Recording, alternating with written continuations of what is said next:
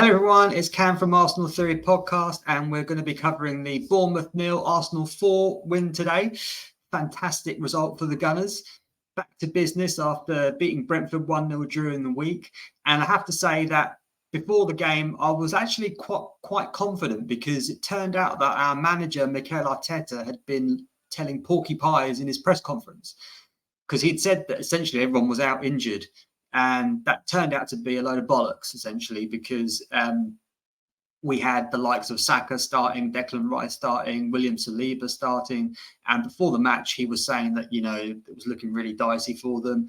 I mean, when they got off the coach last night, that gave me a little hint that maybe the manager was telling some lies to destabilise the opposition. And, well, quite frankly, it worked really, really well, because we got the points and it was a complete dominant performance. You could see it in my face. I'm very, very happy. And so we're going to break down the match, break down the players, what happened. And I've also got some fancy graphics, hopefully some informative stats and videos that could help just add something to the video and for anyone watching, really. So hopefully that goes smoothly. But let's start off with the goalie situation. And it was a ray of sunshine. Nice pun. David Raya, I won't say kept his place, obviously he didn't play midweek, but he kept his place from the last Premier League game. And I thought he was really, really good today. I thought his distribution was excellent. He looked calm. He made some good shots. He saved and held onto what he needed to hold.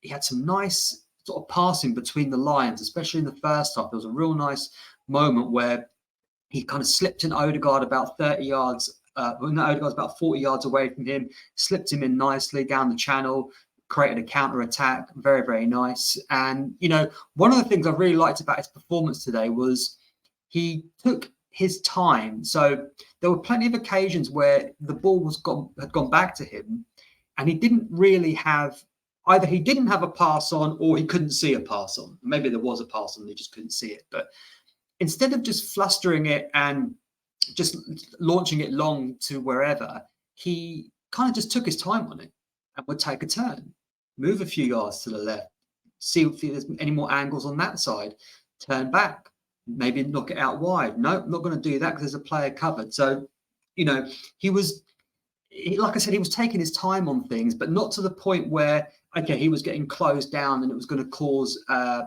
potential turnover of the ball in that kind of situation. So really, really good. Didn't really put much of a foot wrong at all. The defence looked very, very calm. And, you know, Ramsdale had a similar performance midweek as well, to be fair. And it was mad. I was watching the game thinking, wow, we've actually got two goal-playing goalies, essentially, or ball-playing goalies, so I should say. Some clubs don't have any, and we've got two, which is a really nice feeling. If anything happens to one of them, which can happen, we should be very well kind of covered in that situation. So let's move on to another player I thought is worth a shout out from the back line, which is Gabriel Magalhaes. Big Gabby shows who the boss, because he was bossing everything at the back with Saliba as well.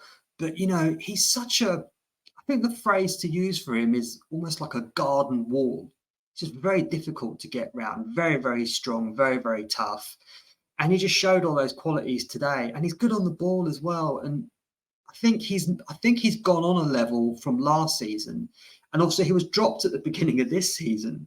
And he's just come back in his stride and really shown Arteta that, hey, what are you doing dropping me for? Because I was exceptional. You know, this is what I bring to the team.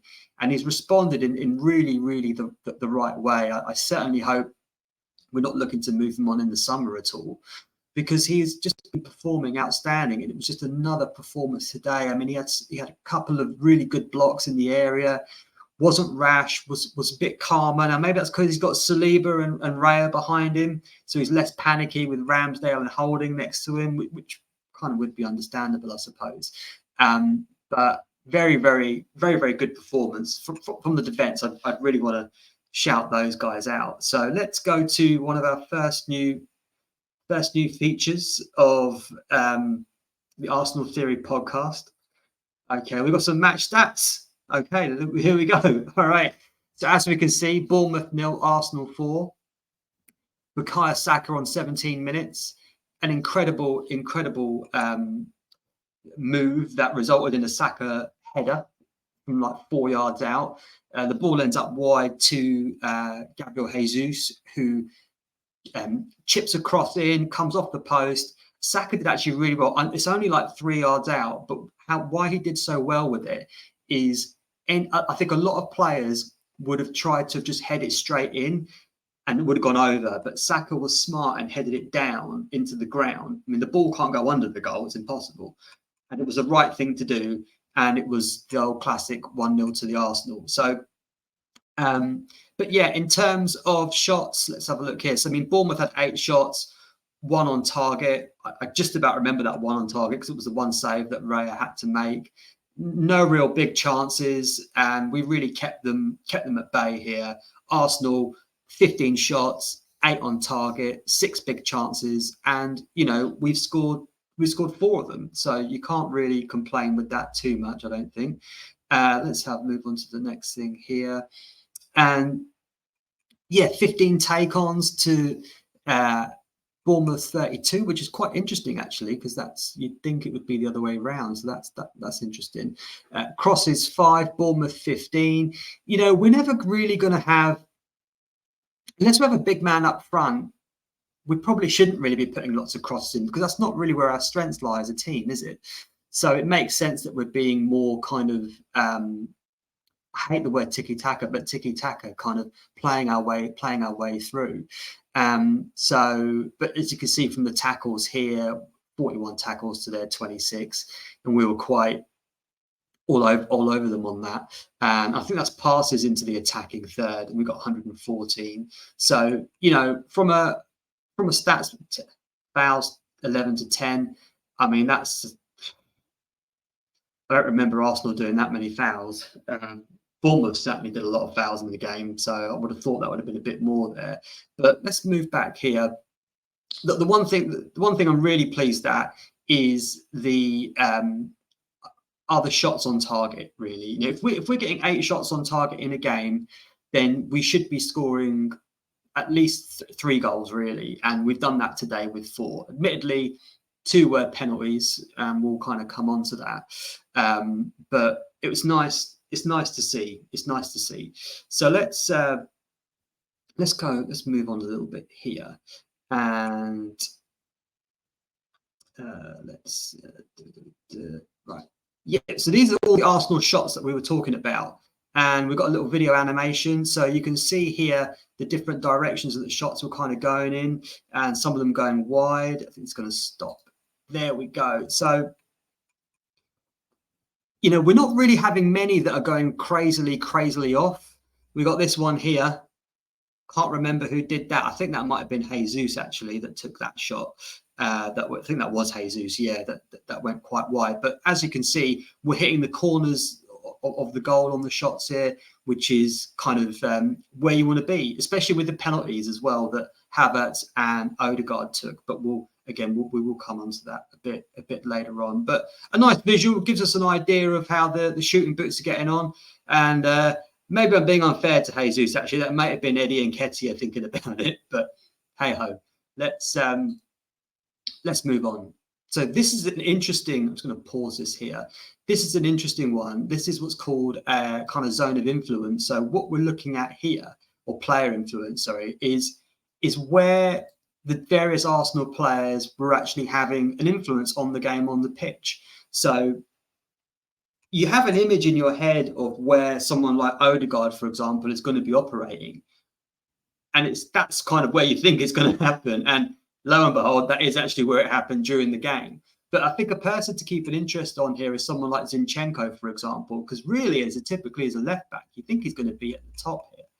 But he's not. He's obviously inverted. He's coming in more. So let's just run this kind of animation here. You can see throughout the game how the players are kind of moving around.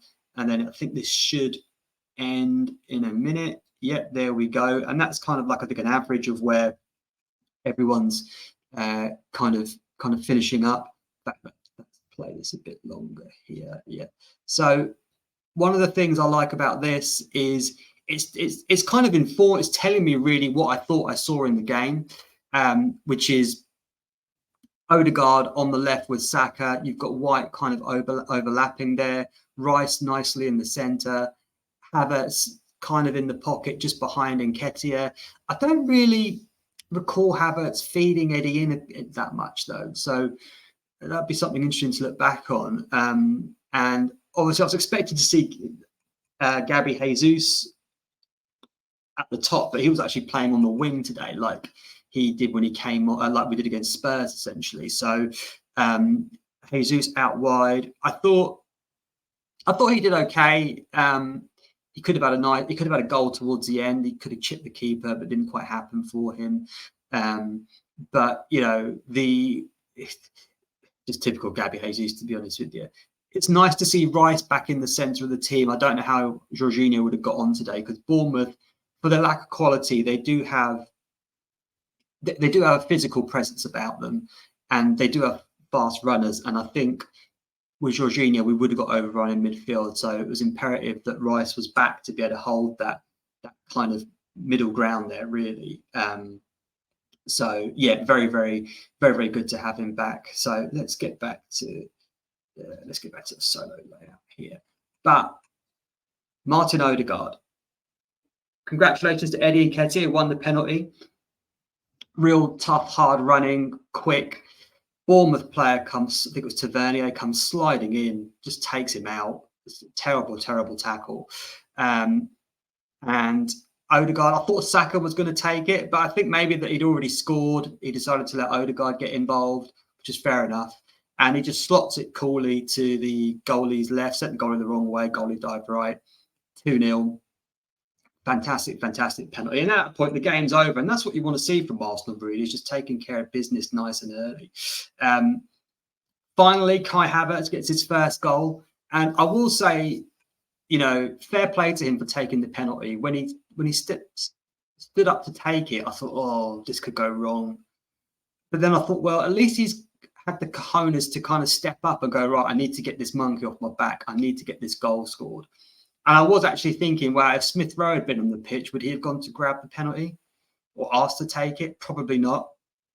And so that's fair enough. That's shown some of the mentality that Havertz has got, that he was prepared to take the penalty. Now, even though the game was done at 2-0, it can change. So getting that third goal really does kill things off. So he slotted it again, set the goalie the wrong way, bottom left-hand corner, goalie no chance. And he's off the mark and up and running. And apart from the penalty, I thought he had a tidy game.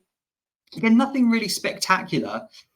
Quite physical. He did get booked, but he did what he needed to do, and he got off the mark. That's all he can do, I suppose, away from home. But hopefully that will release some pressure on him, and we can see him playing a bit kind of with a lighter aura about him, as opposed to someone who's got the weight of all that money we've paid and the fans and people like me on his back. So he got substituted and he came off, and we had Emil Smith Rowe, my favourite player. I cheered like a goal almost when he came on the pitch. But as you can see from my banner there, because he could have scored 2 goals and he got none. He was essentially kind of one-on-one the goalie at a sort of 45-degree angle, just didn't put enough on it. He's trying to kind of curl it into the far right corner. Goalie got a fingertip to it. I don't think it was going in anyway. It may have hit the post, possibly, but he should have scored. And then he had a second chance a couple of minutes later, which was from the outside of the area. It was a half chance, and he hit it really well. He hit it with more power. The first one, he should have really put his foot behind it, and he didn't.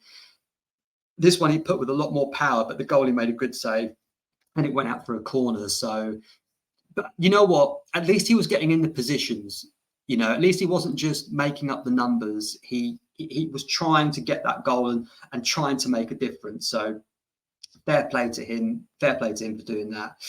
And then we get the fourth with Benny Blanco with a nice. Do you know what was a really, really good header? I didn't know he could head the ball like that, because it could have so easily have gone over. And nice corner come in. I think it was a free kick actually that came in. Set piece again. Brilliant header in. 4-0, went for an offside check, but it was never offside. I mean, all the images they were showing us, you could see a Bournemouth player by like half a yard playing everyone on. So it would have been very corrupt if that had been chalked off. So, you know, a good day at the office. Only downside is that Saka kind of came off injured. I don't know why Arteta didn't take him off earlier. You know, he keeps just playing him and playing him into the ground. When that third penalty when the third goal went in, Saka should have just come off. It's done. It's over. Take him off. Let's get Reece Nelson in or whatever. But, you know, he didn't do that. He kind of waited and he came off injured, and hopefully it's nothing too serious. But I just don't understand why Mikel just plays him to the bitter end, especially when we don't really need to. And we've got a Champions League game on Tuesday, so I don't know. I'm not a manager though, so what do I know? But overall, as they say, football cliche, a great day at the office.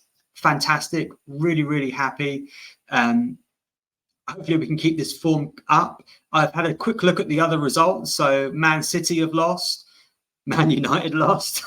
I think it's Palace who they just slapped 3-0 during the week as well. So fair play to any Palace fans that have gone up twice for 2 away games up in Manchester. Because if you did, you got rewarded today with an incredible result at Old Trafford. So the pressure's really on Ten Hag. Man City can't do the Invincibles, but Liverpool still can. So that's a bit of a concern. Liverpool Tottenham tomorrow. You know, if Liverpool win that, they go top. So they're right back in it. Anyone who says you can't rebuild a midfield in one season is talking bollocks, because Liverpool have done that. And Arsenal had the opportunity to do it, and we didn't. We decided to keep Partey. But that's a discussion for another day, I think. So I've got to wrap this one up.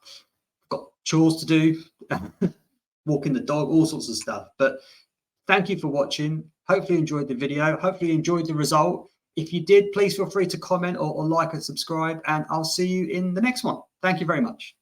Bye-bye.